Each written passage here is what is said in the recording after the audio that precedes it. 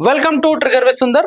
GIC general insurance సంబంధించి 4700 కోట్లకు సంబంధించి దాన్ని అమ్మకాలకు పెట్టినట్టు, దాన్ని డిజిన్వెస్ట్మెంట్కి పెట్టినట్టు ఒక వార్తలు వస్తున్న నేపథ్యంలో ఈరోజు మన స్టూడియోలో ఉన్నారు ప్రముఖ విశ్లేషకులు కేవీఎస్ఎన్ రాజు గారు. ఆయనతో మాట్లాడదాం. నమస్తే రాజు గారు. నమస్కారం. అసలు ఏంటండి జిఐసి జనరల్ ఇన్సూరెన్స్ ఏంది? అసలు 4700 కోట్లకు సంబంధించి డిజిన్వెస్ట్మెంట్ అనే వార్తలు వస్తున్నాయి. అసలు ఏం జరుగుతుంది, ఏంటి దాని పరిస్థితి? మోడీ గారి ప్రభుత్వం ఏర్పడిన తర్వాత 2014లో అటు life insurance corporation of India అంటే ఎల్ఐసి ఆఫ్ ఇండియా గాని, అలాగే general insurance corporation of India GIC of India గాని వీటిని అమ్మకాలు చెయ్యాలి, ప్రైవేటైజ్ చెయ్యాలి అన్న ఆలోచన వచ్చింది. ఆ ఆలోచనలో భాగంగానే 2014లో మొదటిసారి ఏర్పడినప్పుడే శీతాకాల సమావేశాల్లో అసలు పార్లమెంట్ లో ఆ ఇన్సూరెన్స్ చట్టాల సవరణ బిల్లుని పెట్టారు. అంతకుముందే యూపీఏ ప్రభుత్వం పెట్టింది. ఆ యూపీఏ ప్రభుత్వం 10 ఏళ్లలో దాన్ని చేయలేకపోయింది.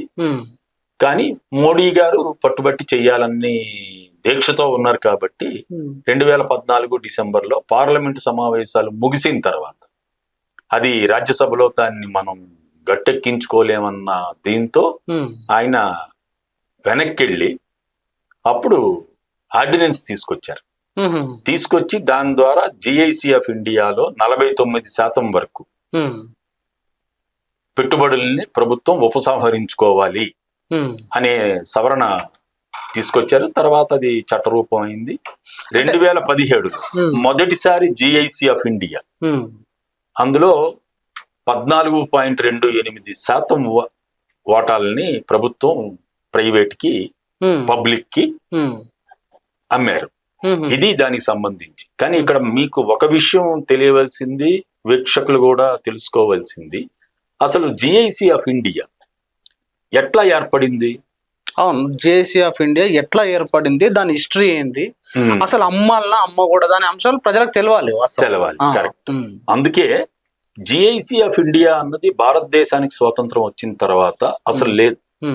ఇంకా మాట్లాడితే భారతదేశానికి స్వాతంత్రం వచ్చిన తర్వాత మొత్తం ఇన్సూరెన్స్ కంపెనీలన్నీ ప్రైవేట్వి.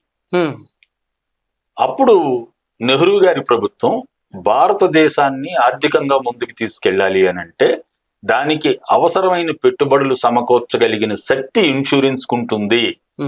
అటు లైఫ్ ఇన్సూరెన్స్ అయినా ఇటు జనరల్ ఇన్సూరెన్స్ అయినా అని అప్పుడు ప్రైవేట్ కంపెనీలను మొత్తాన్ని జాతీయం చేస్తే 1956లో ఏర్పడింది ఎల్ఐసి ఆఫ్ ఇండియా.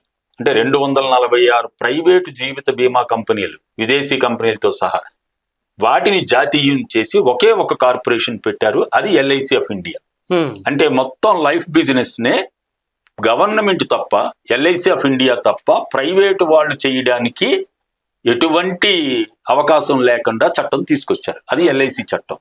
రెండోది, మీకు ఇంకో 15 ఏళ్ల పాటు భారతదేశంలో all India insurance employees association పోరాడితే ఇందిరాగాంధీ గారి ప్రభుత్వం 1971లో 107 ప్రైవేటు జనరల్ ఇన్సూరెన్స్ కంపెనీస్, అందులో స్వదేశీ ఉన్నాయి, విదేశీ ఉన్నాయి, ఎక్కువ విదేశీ కంపెనీలు ఉన్నాయి. సో ఈ మొత్తం 107 ప్రైవేటు కంపెనీలని జాతీయం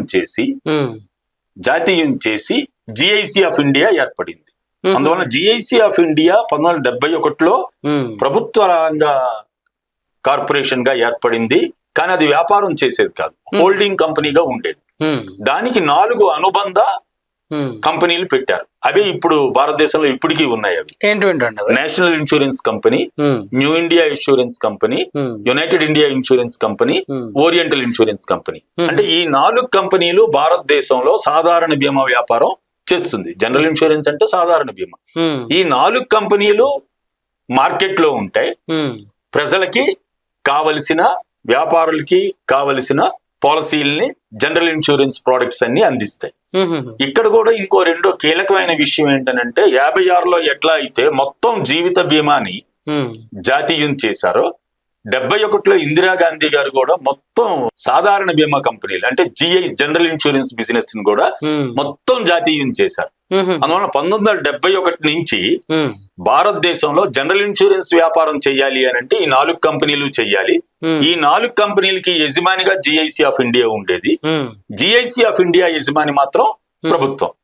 సో ఇది ప్రైవేట్ రంగం లేదు కానీ అసలు ప్రైవేట్ వాళ్ళకి ఇన్సూరెన్స్ వ్యాపారం చేసేదన్నది నిషేధించబడింది. ఇంకా మాట్లాడితే ఇది మళ్ళీ ఎన్డీఏ ప్రభుత్వం వాజ్పేయి గారి నాయకత్వంలో ఏర్పడిన తర్వాత 1999లో ఇట్లా కాదు, భారతదేశం ఇంకా ముందుకెళ్ళాలి, ఇన్సూరెన్స్ వ్యాపారం విస్తరించాలి అని చెప్పి భారతదేశంలో చట్టంలో మార్పు తీసుకొచ్చారు. మొత్తం ఇన్సూరెన్స్ చట్టాలే మార్చారు. అంతవరకు ప్రభుత్వ ఆధీనంలో ఉన్న ఇన్సూరెన్స్ కంపెనీల్లో ఇప్పుడు ప్రైవేట్ వాళ్ళు కూడా వ్యాపారం చేసుకోవచ్చు. పోటీలో వ్యాపారం అభివృద్ధి చెందుతుంది, ఇన్సూరెన్స్ బీమా ప్రజలకి ఇంకా అందుబాటులోకి వస్తుంది అన్న దీంతో తీసుకొచ్చారు. అందువల్ల 2000 నుంచి భారతదేశంలో అటు జీవిత బీమా గాని ఇటు సాధారణ బీమా గాని ప్రైవేట్ వాళ్ళు ఎంటర్ అవ్వడం అన్నది విదేశీ భాగస్వామ్యంతో ఒక 26% విదేశీ భాగస్వామ్యంతో రావడం అన్నది వచ్చింది. ఇది కరెక్టా కాదా? అదే వాస్తవంగా దానివల్ల లాభం జరిగిందా నష్టం జరిగిందా భారతదేశానికి ప్రజలకంటే ఒక మాటలో దీని మీద లాభం జరిగింది నష్టాలు జరిగింది అన్నది కోణాల్లోకి వెళ్ళకపోయినా ప్రభుత్వం అదే చెప్తుంది, లాభం జరిగింది, భారతదేశంలో ఇన్సూరెన్స్ వ్యాపారం విస్తరించింది, అనేక ప్రైవేట్ కంపెనీలు వచ్చాయి, ఆ ప్రైవేట్ కంపెనీల వలన అనేక మందికి ఉద్యోగాలు వచ్చాయి. అట్లాగే ఇన్సూరెన్స్ పెనిట్రేషన్ అంటారు ఇన్సూరెన్స్ భాషలో, అది బాగా పెరిగింది అని చెప్పేసి అదొక భాగం. పెరిగిందా పెరగలేదా ఆ చర్చల్లోకి వెళ్లే కన్నా ప్రభుత్వం అసలు ఈ రోజు ప్రైవేటు రంగాన్ని ఆహ్వానించింది ఇన్సూరెన్స్ లోకి. ఆ రంగంతో ప్రైవేట్ వాళ్ళతో ప్రైవేట్ కంపెనీలతో పోటీ పడుతూ అటు ఎల్ఐసి ఆఫ్ ఇండియా గాని ఇటు జిఐసి ఆఫ్ ఇండియా గాని, అప్పుడే మీకు జిఐసి ఆఫ్ ఇండియా అన్నది ఈ 4 కంపెనీలకి యజమానికి ఉండేది. ఆ యజమానిగా ఉన్న దాన్ని విడగొట్టి ఈ 4 కంపెనీలని స్వతంత్ర కంపెనీలుగా డైరెక్ట్ గా ప్రభుత్వ అజమాయిషీలోకి వచ్చాయి. అది 2000 చట్టం వచ్చిన తర్వాత అప్పుడు general insurance corporation of India అంటాం, దాన్ని రీఇన్సూరెన్స్ వ్యాపారం అంటే వాళ్ళు పబ్లిక్ లో ఉండరు కానీ పబ్లిక్ లో ఉండి వ్యాపారం చేస్తున్న ఇన్సూరెన్స్ జనరల్ ఇన్సూరెన్స్ కంపెనీస్ కి లైఫ్ ఇన్సూరెన్స్ కంపెనీస్ కి రీఇన్సూరెన్స్ ఇస్తారు. అంటే వీళ్ళు కంపెనీలతో వ్యాపారం అట్లా చేస్తారు. అది GIC of India. GIC of India గాని 4 సబ్సిడరీస్ లో గాని ఇక్కడ ఇంకో విషయం మనం తెలుసుకోవాల్సింది, అప్పుడు పెట్టిన పెట్టుబడి కేవలం 19.5 కోట్లు. 1971లో 5 కంపెనీల్లో కేంద్ర ప్రభుత్వం పెట్టిన పెట్టుబడి కేవలం 19.5 కోట్లు. 2017లో మొదటిసారి నేను ఇందా చెప్పినట్టు మోడీ గారి ప్రభుత్వం మొదటిసారి వచ్చిన తర్వాత 282 సీట్లు ఇచ్చిన తర్వాత ఆయన చేసింది ఏంటి అని అంటే, ఈ ప్రభుత్వ రంగం పోటీ పడుతుంది, ఈ ప్రభుత్వ రంగం ద్వారా నేను లాభాలు కాదు తీసుకోవలసింది, వాటి ఆస్తుల్ని వాటాల్ని అమ్మి ప్రభుత్వానికి డబ్బులు సమకూర్చుకోవాలి అని చెప్పేసి అన్నది ఒక విధానంగా తీసుకొచ్చారు. అందులో భాగమే అంటే అమ్మడానికి కొన్ని కారణాలు చెప్తున్నారండి వీళ్ళు. నష్టాల్లో ఉన్నాయి, ప్రభుత్వానికి భారం అవుతున్నాయి అనే కారణంతో కొన్ని అమ్మే ప్రయత్నం చేస్తారు కొన్ని ప్రభుత్వ రంగ సంస్థల్లో. అట్లాంటి నష్టాలను ఏమైనా చూస్తుందా జిఐసి, లేకపోతే లాభాల్లో ఉందా, పరిస్థితి ఏంది? అందుకే నేను మీకు ఒక చిన్న వివరణ ఇచ్చాను. ప్రభుత్వం పెట్టిన పెట్టుబడి 1971లో 19.5 కోట్లు, అంటే 19.5 కోట్లు ప్రభుత్వం పెట్టి, అప్పటి నుంచి ఈ జిఐసి ఆఫ్ ఇండియా ప్రభుత్వానికి అనేక సంవత్సరాల పాటు ప్రైవేట్ కంపెనీలు వచ్చే ముందు వరకు డివిడెండ్ అని ప్రభుత్వ యజమాని కాబట్టి సంపాదించిన లాభం మీద డివిడెండ్ యజమానికి చెల్లించారు. అది చెల్లిస్తూనే ఉన్నారు. ఇప్పుడు మీరు జిఐసి ఆఫ్ ఇండియా వరకు తీసుకుంటే 2017లో 14.28% షేర్లు ప్రైవేట్ వాళ్ళకి అమ్మారు 2017లో. అప్పుడు 9,703 కోట్ల రూపాయలు, 4 కోట్ల రూపాయలు ప్రభుత్వానికి వచ్చాయి. 14.28% అమ్మితే 2017లో 9,704 కోట్ల రూపాయలు ప్రభుత్వానికి వచ్చాయి. ఇవి ఎక్కడి నుండి వచ్చాయి?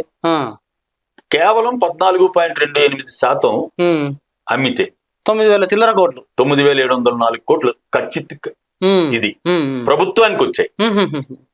కానీ నా పాయింట్ ఏంటనంటే ఇక్కడ అంత లాభాలు జిఐసి ఆఫ్ ఇండియా సంపాదించి ఉండకపోతే 2017లో భారతదేశంలో రీఇన్సూరెన్స్ కంపెనీలో వాటాలు అమ్మితే 9,704 కోట్ల రూపాయలు వచ్చాయి ప్రభుత్వానికి అని అంటే ఎన్ని రెట్లు వచ్చాయి చెప్పండి.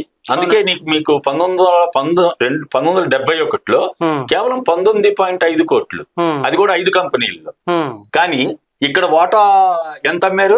ఒక కంపెనీలో 14.28% అమ్మితే 9,704 కోట్లు వచ్చాయి. ఇది కదా మనం గమనించాలి. రెండోది 2023-24 మనం కరెంట్ ఫైనాన్షియల్ ఇయర్ లో ఉన్నాం. 2023-24లో జిఐసి ఆఫ్ ఇండియా ఆర్జించిన స్థూల లాభం అంటే ప్రాఫిట్ బిఫోర్ ట్యాక్స్ అంటాం, లేదా గ్రాస్ ప్రాఫిట్ అనొచ్చు, భాష ఏదైనా, లాభం ఆర్జించింది 7,878 కోట్ల రూపాయలు ఒక సంవత్సరానికి. 2023-24 ఆర్థిక సంవత్సరం. నేను గత సంవత్సరాలు చెప్పటం లేదు.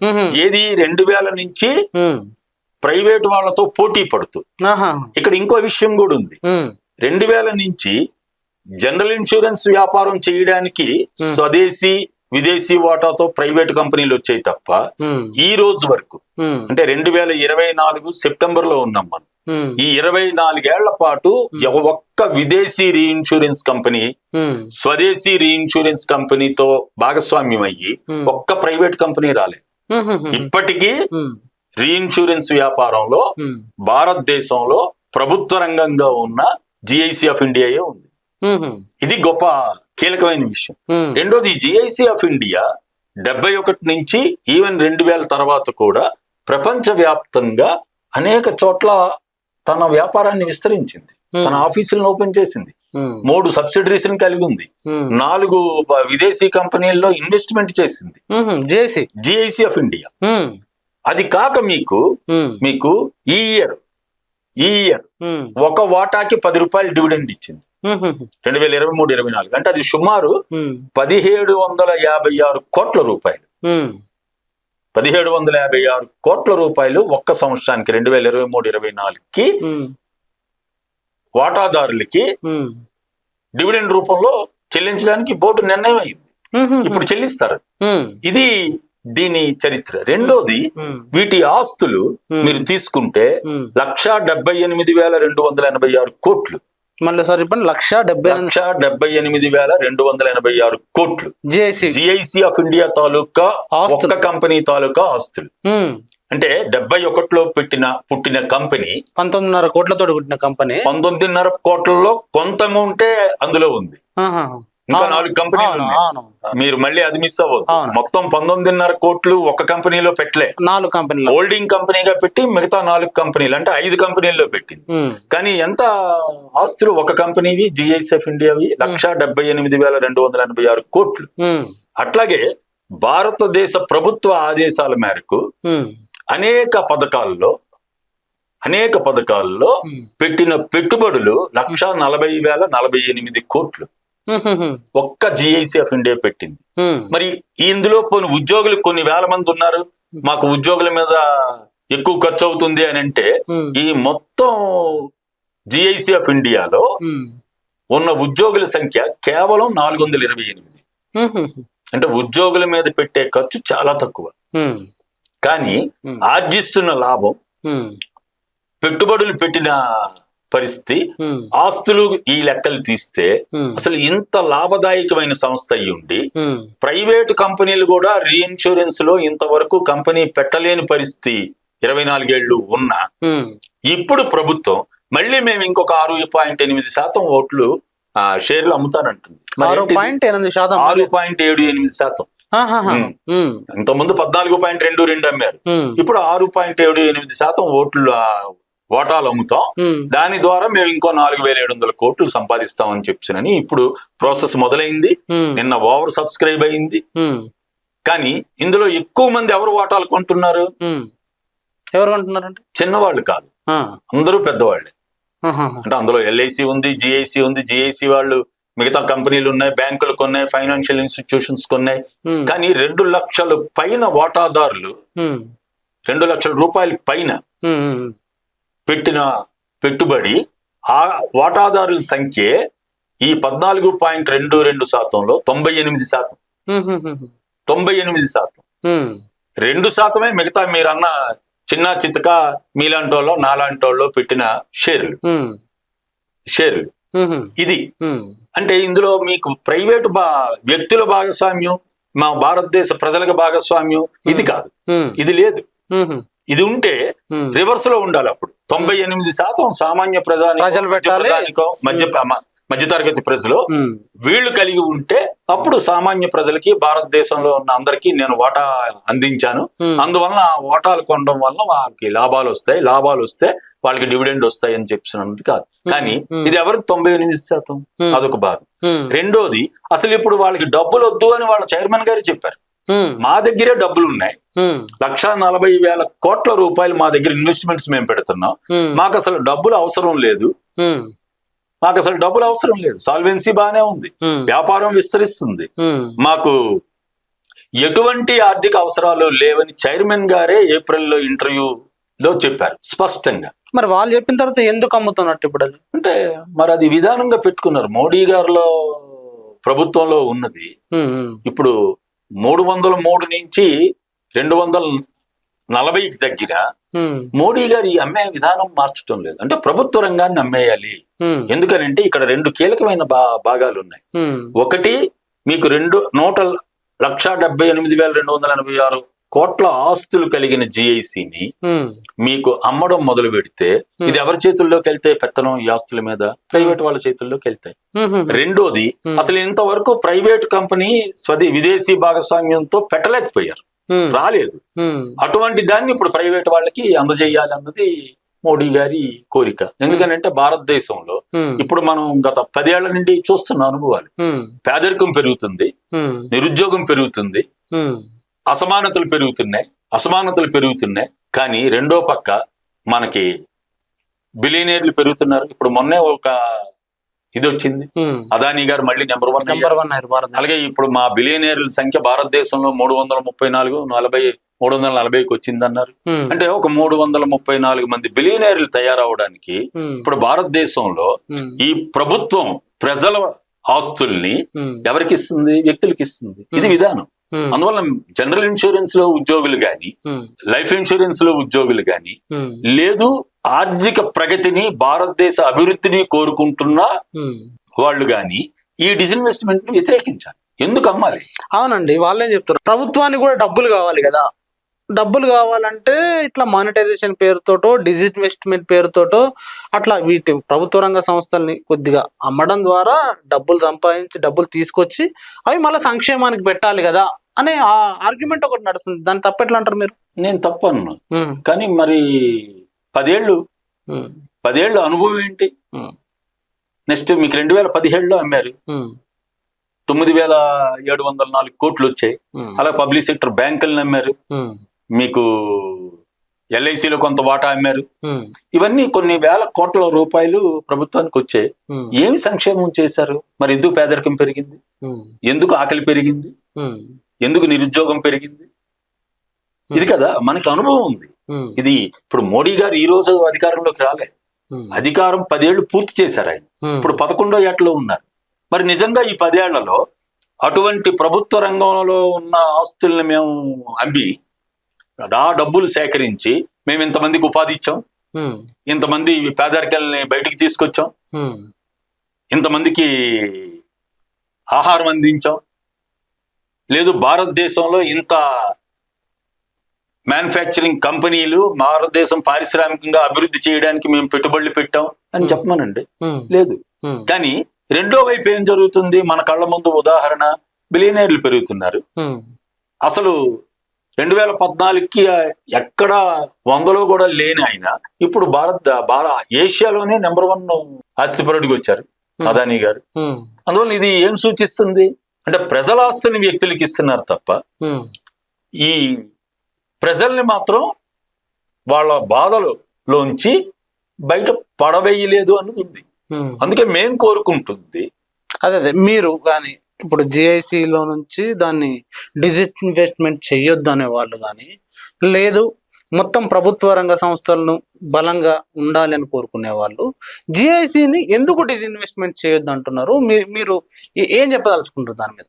దీని మీదే ఇప్పుడు 71లో అసలు ప్రైవేటు వాళ్ళకి అవకాశం లేకుండా చట్టం చేశారు భారతదేశ ప్రభుత్వం. మళ్ళీ ప్రైవేటు వాళ్ళకి అనుమతి కల్పించాలి, అందువల్ల ప్రపంచం అంతా ఒకటవుతుంది, అందువల్ల భారతదేశంలో కూడా మనం ఇన్సూరెన్స్ లో అవకాశాలు కల్పించాలి ప్రైవేటు వాళ్ళకి అని 1999లో IRDA చట్టం తీసుకొచ్చారు. 2000 నుండి ప్రైవేట్ కంపెనీలు ఉన్నాయి. ఇప్పుడు జనరల్ ఇన్సూరెన్స్ తో పోటీ పడుతూ, లైఫ్ ఇన్సూరెన్స్ తో పోటీ పడుతూ అనేక ప్రైవేట్ కంపెనీలు వచ్చాయి.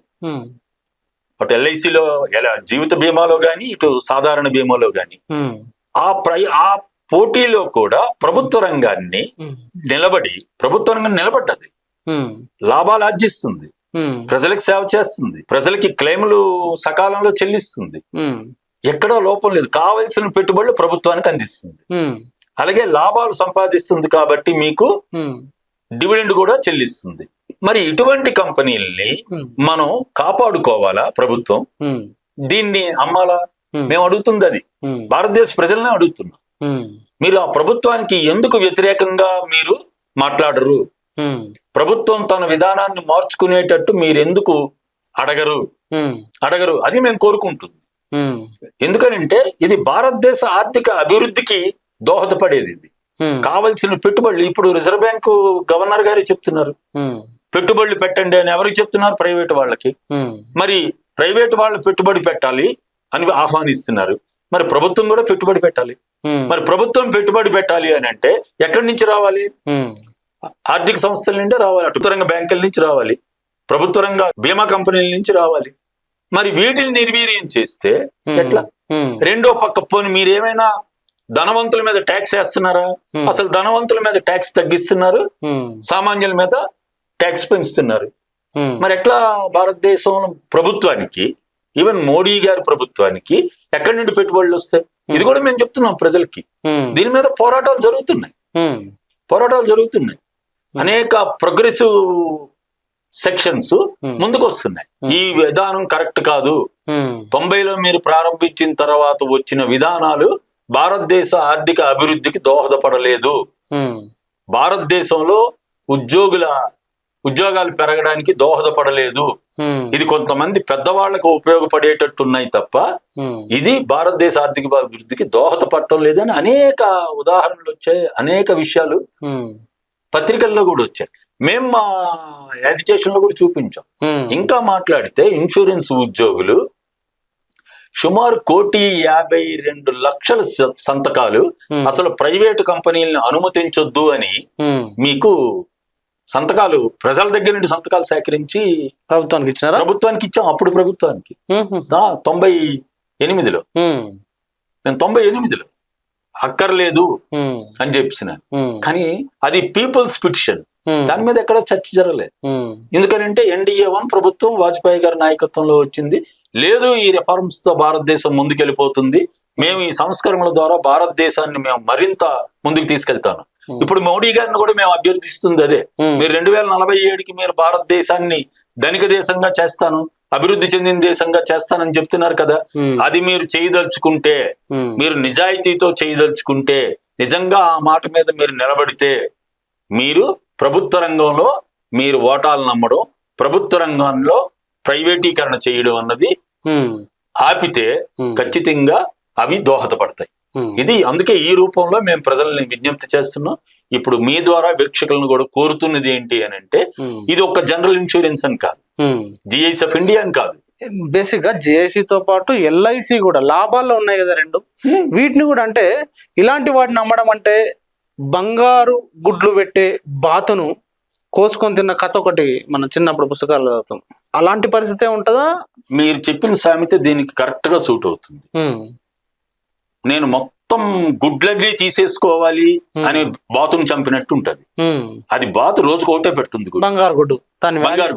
దాన్ని ఉపయోగించుకోవాలి. కానీ దాన్ని కోస్తే ఏమవుతుంది? ఉన్న గుడ్డు కూడా పోతుంది. ఇప్పుడు మీరు చెప్పిన సామెతే వర్తిస్తుంది. ప్రభుత్వ రంగాన్ని మనం నిలబెట్టుకుంటే దాని ద్వారా ప్రజలకు ఉపయోగం, పాలసీదారులకు ఉపయోగం, ప్రభుత్వానికి ఉపయోగం. కానీ ఇప్పుడు ఆ ప్రభుత్వం అది చేయకుండా ఉండేటట్టు ప్రజలు ముందుకు రావాలన్నది కోరుకుంటున్నాను. థ్యాంక్ యూ వెరీ మచ్ రాజు గారు. ప్రజలారా విన్నారు కదా, ఈ ఎల్ఐసి లాభాలలో ఉంది, జిఐసి లాభాలలో ఉంది. లాభాల్లో ఉండడమే కాదు, ప్రభుత్వాలకు అనేక సార్లు డివిడెండ్ల రూపంలో డబ్బులు ఇస్తుంది. అదేవిధంగా అనేక ప్రభుత్వ రంగ సంస్థల్లో పెట్టుబడులు కూడా పెడుతున్నాయి ఇవి. మరి ఇంత లాభాలలో ఉండే ప్రభుత్వ రంగ సంస్థల్ని కొంచెం అమ్మేయడం అంటే, కోసేయడం అంటే, బంగారు గుడ్డు పెడుతున్న బాతును, వెనకటికి మనం కథ చదివినాం, బంగారు గుడ్డు పెట్టే బాతును కోస్తే ఇంకా లోపల చాలా గుడ్లు ఉంటాయి కదా అనుకొని కోసేస్తే ఆ గుడ్డు కూడా రాకుండా పోయిన పరిస్థితి లెక్క ప్రజలకు రావాల్సిన అనేక ముఖ్యమైన సౌకర్యాలని లేకపోతే సేవలని సంబంధించి తగ్గియడానికి, ప్రభుత్వానికి రావాల్సిన డబ్బులకు సంబంధించిన తగ్గియడానికి నష్టం కలిగించే చర్యలు ఇవని చెప్పేసి రాజుగారు అంటున్నారు. మరి ఆయన చెప్పిన దాంట్లో వాస్తవాలే ఉన్నాయా, మీరేమనుకుంటున్నారో కామెంట్ రూపంలో రాయండి. Thank you very much. చూస్తూనే ఉండండి టీ10.